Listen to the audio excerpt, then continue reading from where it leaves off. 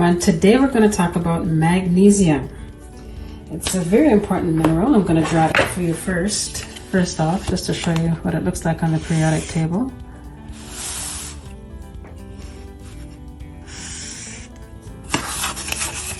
And it looks kind of like this.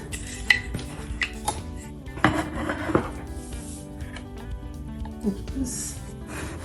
Perfect. Oops.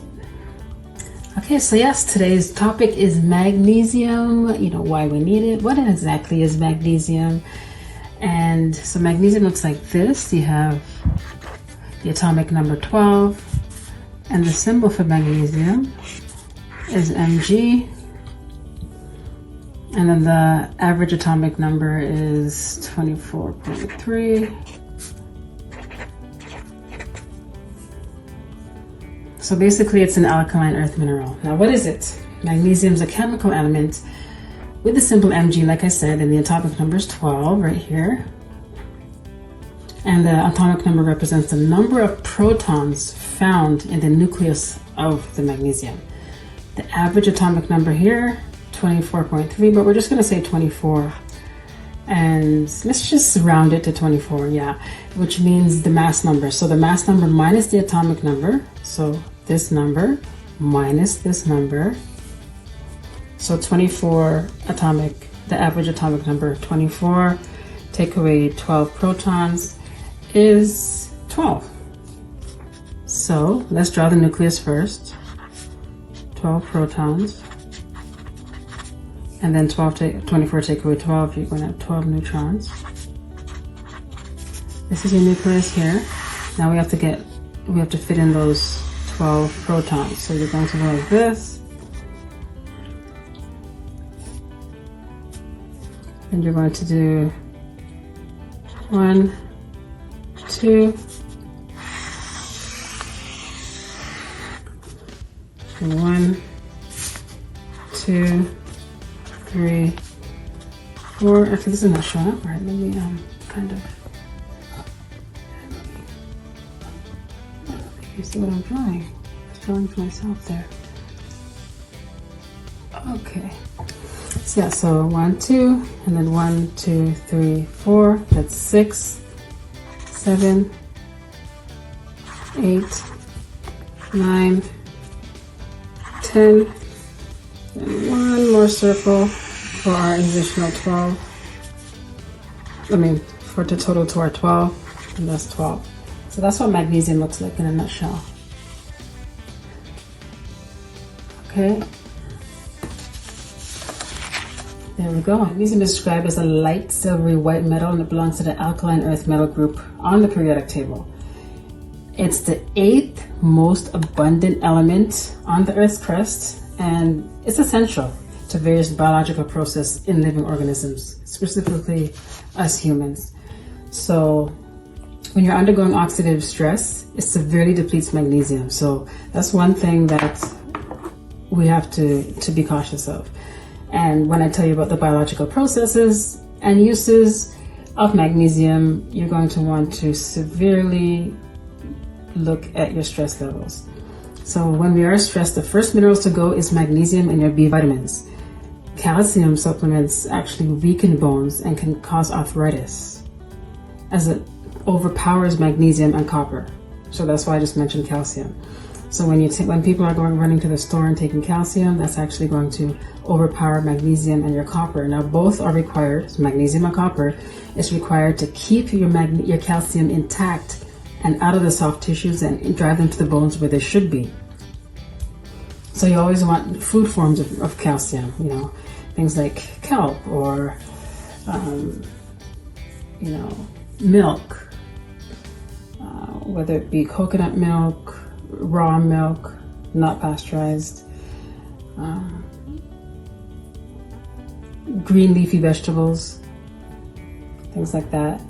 Another thing about magnesium, that it helps us retain potassium, another important mineral. We actually need way more potassium than we do need magnesium. But if you are supplementing with a copper protocol, the magnesium and copper from your foods sometimes is just good enough, because Like I said, the copper helps to maintain it in the tissues, maintain the magnesium and the potassium. Copper helps us retain sodium and the very magnesium that we're talking about. So magnesium deficiency and calcium deficiency have similar symptoms. Muscle cramps, spasms, weakness, nervousness, aches and pains, irregular heartbeat, migraines, maybe high blood pressure, things like that. And magnesium and copper are needed to create enzymes, DAO, to break down histamines. And that's easily depleted when someone's stressed out.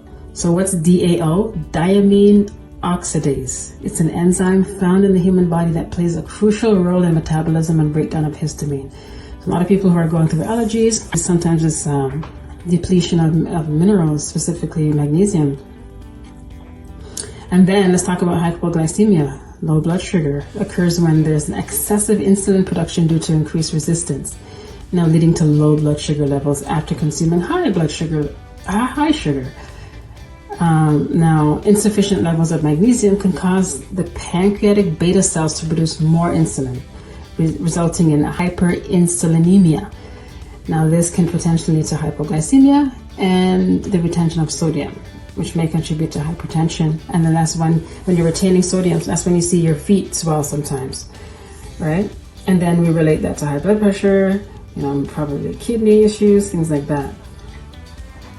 Now, let's talk about vitamin D. If you spend, say, 10 to 15 minutes per day, without sunscreen, of course, and glasses, that stuff is blocking your blessing, it gives you about 10,000 international units of vitamin D.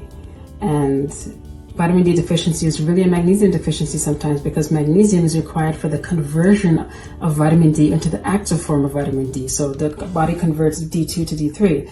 Now, without adequate magnesium, vitamin D cannot properly be metabolized and utilized by the body. So that's something I want to keep in mind. And how do we deal with increasing magnesium in the body? Well, there's transdermal magnesium, which you spray on the skin, and we have to deal with the stress. If you cannot deal with your stress by yourself, a lot of people will say, get rid of your stress. It is not that easy. It's just not a said and done thing. It's not that easy. You can work with a practitioner and do, for example, EFT, which is emotional freedom technique. EFT tapping. It's an alternative treatment that involves applying light pressure points to reduce stress. Obviously also deep breathing, because sometimes when you sigh, the body is involuntarily doing that to help the body release stress. So you're going to induce that yourself. You're going to deep breathe. Breathing is so important. Because when you have an increase of stress, it actually changes the pH in which the acidity attracts toxins and toxic iron and depletes minerals that we need to do its metabolic uses and jobs in the body, right? And there's also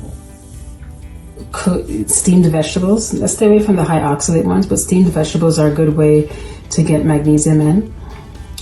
Foot bands, there's magnesium foot bands, and if you are supplementing, there's magnesium malate and glycinate. Those are really good absorbable forms. So the amount is average, like 400 milligrams a day. However, the rule of thumb usually is 5 milligrams of magnesium per pound of body weight. And of course, if you're stressed, you're going to need more, because like I said, when you're stressed, it eats up your magnesium. So yeah, that's magnesium for today. And don't just go taking a whole bunch of magnesium supplements. If you're going to do that, you need to balance it with a multi-mineral or potassiums, like that. But best source right now is getting it from your foods before supplements. But just don't neglect magnesium, and just know that it has many, many uses in the body. Thank you for listening.